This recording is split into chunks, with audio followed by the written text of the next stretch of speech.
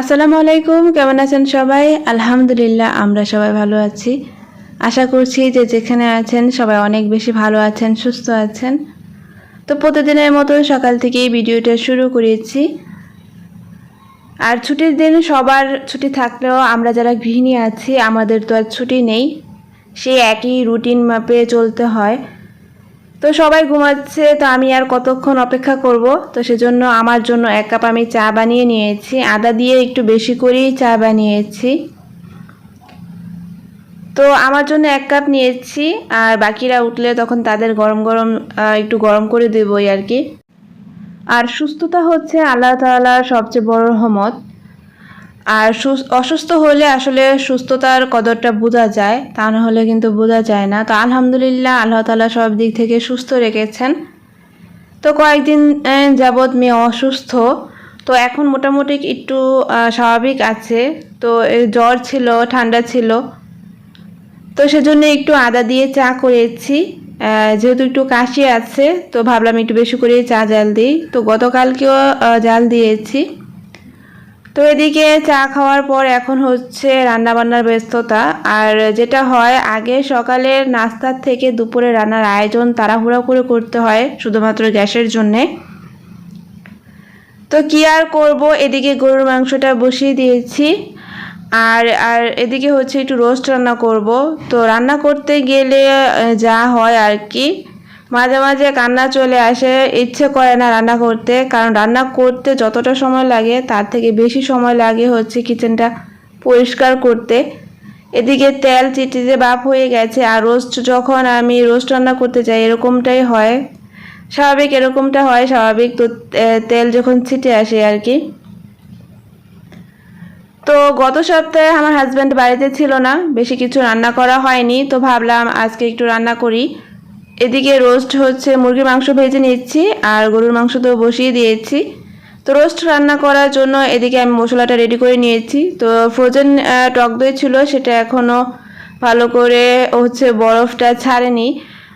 তো আমি ভালো করে একটু পেস্টটা ভালো করে মাখিয়ে নিচ্ছি। তো মোটামুটি আমার গরুর মাংসটা প্রায় হয়ে আসছে। আর এদিকে রোস্টটাও আমি ভালো করে মশলাটাও কষিয়ে নিয়েছি। এখন চিকেনগুলো দিয়ে দিচ্ছি। আর বিশেষ করে ছেলের জন্যই হচ্ছে একটু বেশি করেই রান্না করেছি। একদিন একটু কষ্ট করে রান্না করলে 2 দিন এমনিতেই চলে যাবে। আর ওর রোস্ট যেহেতু একটু পছন্দ, তো একটু বেশি করে রান্না করেছি। আর এখন আমি হচ্ছে গুঁড়া দুধটা দিয়ে দিচ্ছি। গুঁড়া দুধ হচ্ছে গরম পানির মধ্যে আমি ভালো করে একটু মিশিয়ে নিয়েছি। আর রোস্ট রান্না করলে আমি চেষ্টা করি গুঁড়া দুধটাই দেওয়ার, কারণ এতে টেস্টটা ভালো হয়। আর কিছু আলু বকরা দিয়ে দিয়েছি। আর অলমোস্ট হয়ে গেছে। এখন উপরে চুলাটা বন্ধ করে কিছু পেঁয়াজ বেরেস্তা দিয়ে দিব, তাহলেই হয়ে যাবে। আর একটু ঝোল রাখবো, কারণ বাচ্চারা খাবে, ওদের আসলে একটু ঝোল হলে ভালো হয়, সেজন্য। মোটামুটি 9টার মধ্যে হচ্ছে আমার দুপুরে রান্নাবান্নার আয়োজন প্রায় শেষ হয়ে গিয়েছিল। শুধু পোলাওটা রয়েছে। তো পোলাওটা হচ্ছে আমি পরে ইলেকট্রিক চুলায় রান্না করে নিতে পারবো, যদিও বা গ্যাস না থাকে, গ্যাস অবশ্য থাকবে না। তো যাই হোক, আমি কিন্তু এর মধ্যে সকালে নাস্তাটাও বানিয়ে নিয়েছি।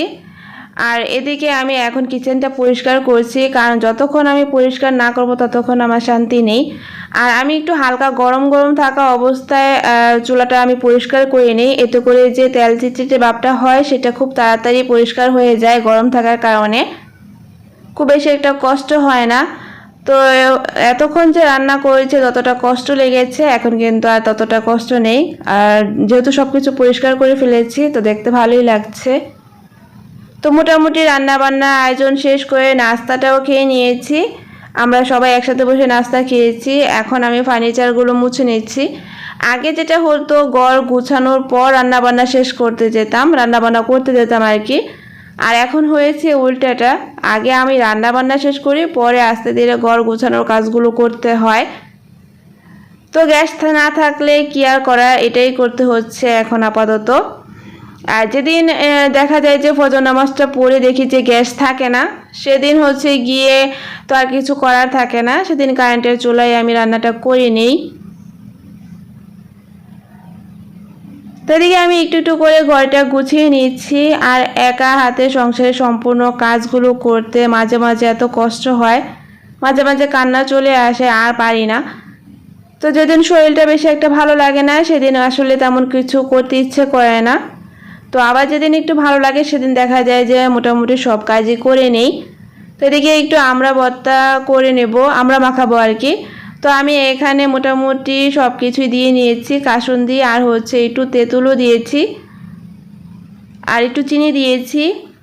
আর এভাবে করলে না ভর্তাটা খেতে অনেক ভালো লাগে। আর যখন কোনো একটা কিছু ভালো হবে তখন দেখবেন শুরুর আগে শেষ হয়ে যাবে, এই আর কি। তো যাই হোক, ইতিমধ্যে গোসল সেরে নামাজ পড়ে নিয়েছি। আমার হাজব্যান্ডও নামাজ পড়তে গিয়েছে, সেও চলে আসবে। তো আমি দুপুরে খাবারটা দিয়ে দিয়েছি।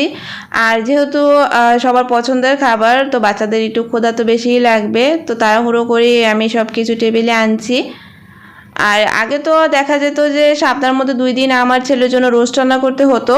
তো এখন ইদানিং আবার ও ডিমটা বেশি বেশি পছন্দ করছে, তো সেই জন্য এখন আমার রোস্টটা একটু কমই রান্না করতে হয়। তো রান্না সেজন্য আমি একটু বেশি করেই রান্না করে নিয়েছি, যাতে 2-3 দিন ও খেতে পারে। আর মেহমান আসলে দেখা যায় আর একটু বাড়িয়ে টেড়িয়ে রান্না করা হতো। তো যেহেতু আমরাই খাবো, তো আর এখানে আর কিছু রান্না করিনি। পোলাওটাও কিন্তু খেতে ভালোই হয়েছিল, আর আমি চেষ্টা করেছি যাতে একটু ঝরঝরা হয়, সেজন্য পানির পরিমাণটা একটু আমি কমই দিয়েছিলাম। আগে তো আমি পোলাও রান্না করতেই পারতাম না, অনেক ভয় লাগতো পোলাওটা রান্না করতে গেলে। তো আমার কাছে মনে হতো যে অনেক বেশি এটা একটা কষ্টের কাজ, কারণ একটু পানি বেশি হলে বা পানি কম হলেই কেমন জানি হয়ে যেত। তো এখন মোটামুটি ভালোই পারি, তো ভালোই লাগে। আর কোনো কিছু ভালো হলে সেটা এমনিতেও ভালো লাগে। আর সবাই যখন সেটা পছন্দ করে তখন এই যে সকাল থেকে কষ্ট করে রান্না করা, এত কাজ করা, তখন আর সেটা কষ্ট মনে হয় না। এদিকে কিন্তু আজকে মোটামুটি সারাদিনই আকাশ মেঘলা ছিল, বৃষ্টি ছিল। তো কয়েকদিন যাবতই বৃষ্টি হচ্ছে। তো বৃষ্টি আসলে আমরা যারা ঘরে আছি আমাদের তো কোনো সমস্যা নেই, কিন্তু যারা জীবিকার তাগিদে বাইরে যাচ্ছে তাদের একটু মোটামুটি সমস্যাই হচ্ছে। আর ওয়েদার চেঞ্জ হওয়ার কারণে মোটামুটি সবাই একটু অসুস্থ হচ্ছে, ঠান্ডা জ্বর এগুলো লেগেই আছে। তো যাই হোক, সব কিছু মিলিয়ে আলহামদুলিল্লাহ আল্লাহ তাআলা ভালো রেখেছেন। আর এদিকে বিকেলে নাস্তার জন্য ছেলে মেয়েদের জন্য আমি প্যানকেক বানিয়ে নিয়েছি।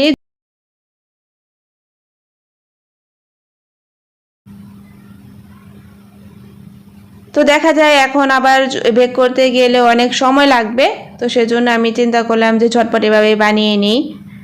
কারণ পড়তে বসলে হাজারটা বায়না ধরবে, এটা খাবো ওটা খাবো, ক্ষুধা লেগেছে, সেটা যাতে আর না বলে। তো সেজন্য আমি ঝটপট এখানে প্যানকেক বানিয়ে নিচ্ছি। আর আমার ছেলে তো মোটামুটি 1 নম্বর ফাঁকিবাজ বলতে গেলে, ও একেবারেই পড়তে চায় না।